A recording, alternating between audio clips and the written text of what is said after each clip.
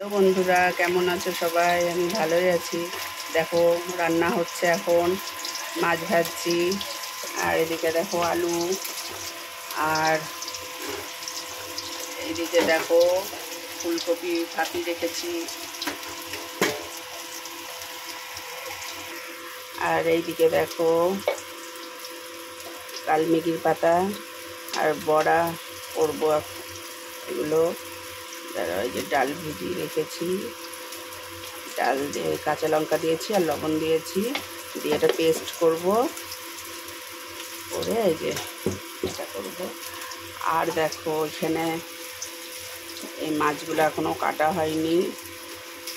দেখো এরকম সাইজের সব মাছ এনেছে, এই যে জিওল মাছ, মাকাল মাছ সব মিশানো আছে, এগুলো আনবো। আর আর দেখো শাক এখানে বেছে রেখেছি, ধোবো, এখনও ধোয়া হয়নি, ধুয়ে কাটবো।